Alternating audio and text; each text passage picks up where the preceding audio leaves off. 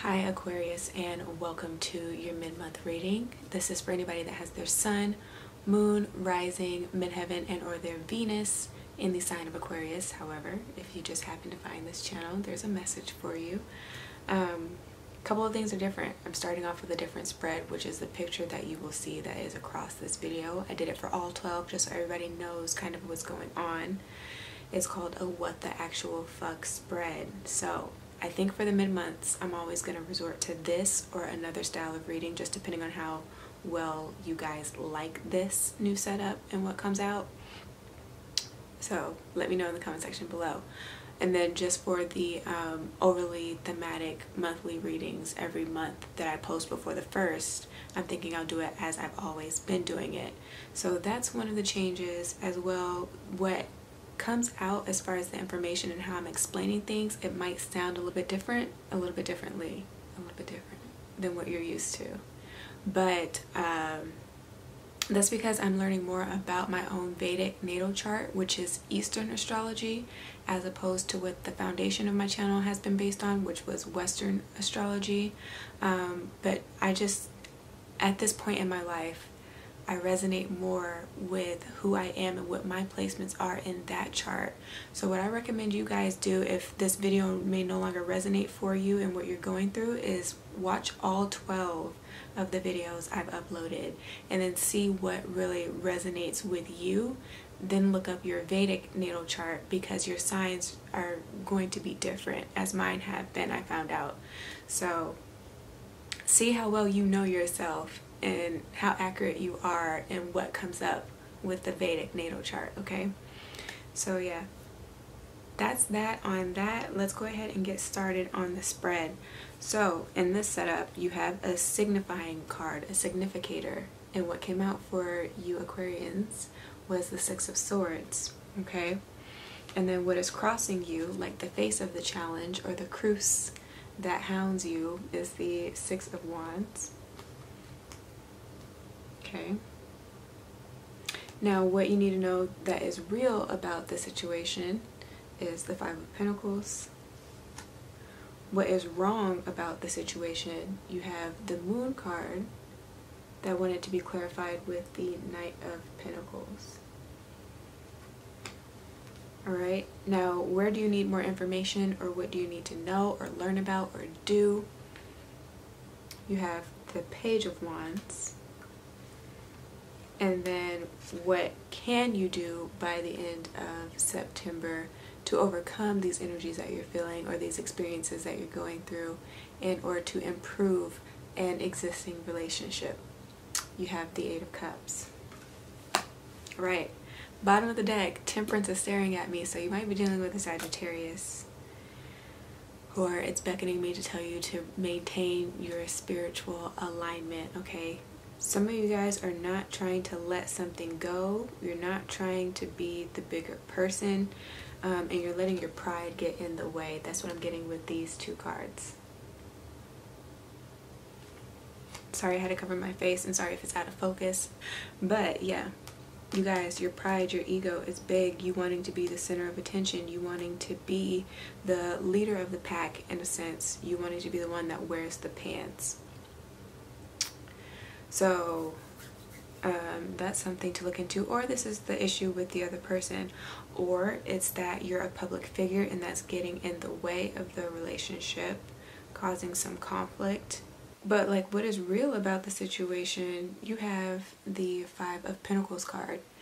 And so the Five of Pentacles, so the minor arcana do correspond to the houses in the zodiac, and the five relates to the fifth house in a natal chart. So the fifth house is all about fun, entertainment, like the playfulness that you want in your life, and creativity, and how you utilize your creativity. But since we have this Five of Pentacles here, I'm assuming that there is no fun to be had, okay? The sun is not shining because the fifth house is Leo's natural house, right? There is no va-va-boom going on, right? You don't feel like you're on your shit. You're probably in the doghouse. Like, did this put you in the doghouse? Or are you guys just unsatisfied altogether and you're considering walking away? Or this other person, right? Whoever's watching this video. That's very real. Some of you guys might have real abandonment issues. Like there are certain traumas needing to be dealt with, and that has been affecting the relationship. But understand that fives in numerology also speak about major changes, and they are very abrupt oftentimes. So this is needing to be a little bit more adaptable. I feel like a lot of you guys are not, I feel like somebody's not wanting to act right in the situation or adapt or be considerate of the way that somebody else is feeling right now, because I feel like somebody feels left out in the cold with this Five of Pentacles. So is it you or is it them? Let me know. But what is wrong about this situation is that you may potentially, or the other person at this time, there we go, may be sending mixed messages, because we have the Moon card and the Knight of Pentacles.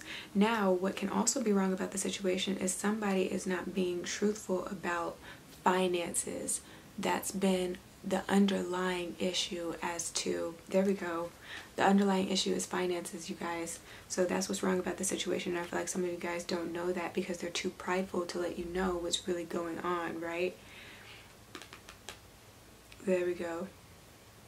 Sorry about that, because that sucks, because you can't do anything but make assumptions, but you don't want to, because then you'll make an ass out of yourself, because then you're thinking it's something else when it's something else. So yeah, what you guys don't know is that somebody is covering something up about their finances. They are not as stable as they made you think they were, and or if this is not about money, then this is about self-esteem. They don't feel good enough or worthy enough, like they feel like they don't have enough to offer. That's kind of what I'm getting with the what is wrong situation. Okay, I feel like because I like to see the Moon as being a multifaceted card in all facets of somebody's personality too, I feel like what is wrong is that you only get to see one side of who they are. And maybe if you are dating somebody, you think that they're boring, because the Knight of Pentacles is very slow, not very eventful. This is not somebody that is going to be spontaneous, okay? This is somebody that likes to pretty much damn near be a homebody, right? Doesn't like to do anything, that just takes their time and all the things that they do, right? You feel like maybe this person isn't going to make the cut for you. I mean, that's something to consider. That's something to consider. But I feel like what you need to know is that there is more to this person, okay? Because you have the Page of Wands here, and I feel like they want to show you that, right? So if you get an offer to go somewhere, they plan a date, do accept it so that you can get to see them for who they are, like another part of who they are. That might be more enjoyable for you. Okay, if this is not about love, then this is about your work situation and you wanting to achieve greater things in your workplace.